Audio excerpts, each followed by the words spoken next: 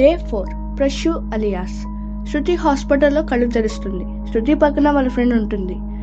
శృతి చేతిలో ఫోటో చూసిన వాళ్ళ ఫ్రెండ్, ఏంటి మీ లవర్ని వదిలేసా అన్నావుగా, మళ్ళీ ప్రేమ మొదలవుతుందా ఏంటి అని అడుగుతుంది. శృతికి కొంచెం ఇంట్రెస్ట్ పెరుగుతుంది.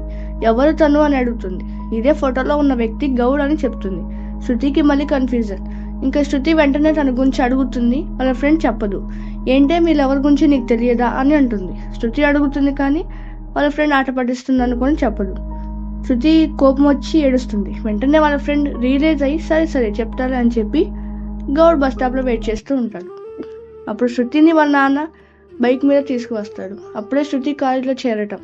వాళ్ళ నాన్న అందరితో నవ్వుతూ మాట్లాడు, అబ్బాయిలతో జాగ్రత్త చెప్తుంటే పక్కనే ఉన్న గౌడ్ నవ్వుతాడు.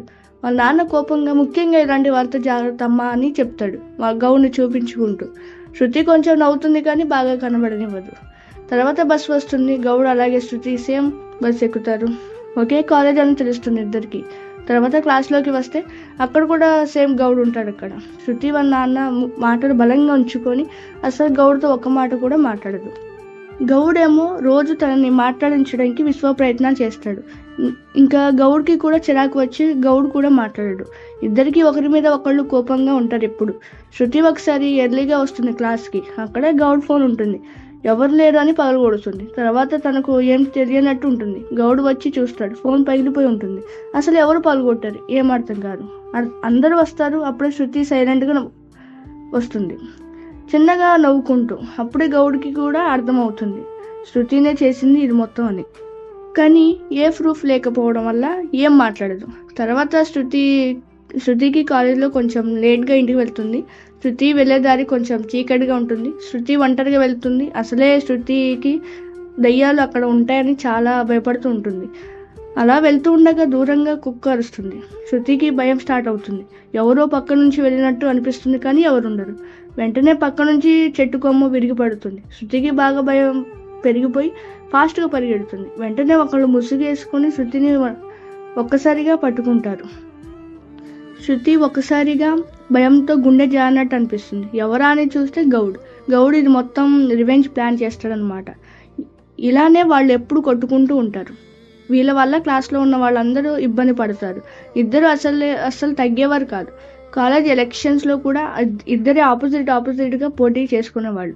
ఎలక్షన్ డే అప్పుడు గౌడ్కి తెలుస్తుంది తనకంటే శృతికి ఎక్కువ ఓట్స్ వచ్చాయని. వెంటనే గౌడ్ ఓట్స్ లెక్క పెట్టే వాళ్ళకి మనీ ఇచ్చి తను గెలుస్తాడు. శృతికి కోపం వస్తుంది. ఏం అర్థం కాదు తను ఎలా ఓడిపోయా అని. తర్వాత తెలుస్తుంది గౌడ్ ఇలా మనీ ఇచ్చి మేనేజ్ చేశాడు అని. గౌడ్ వచ్చి గర్వంతో పిల్లలే మీరు అని డైలాగ్ వేస్తాడు. శృతి కూడా రివెంజ్ తీర్చుకోవాలని అనుకుంటుంది.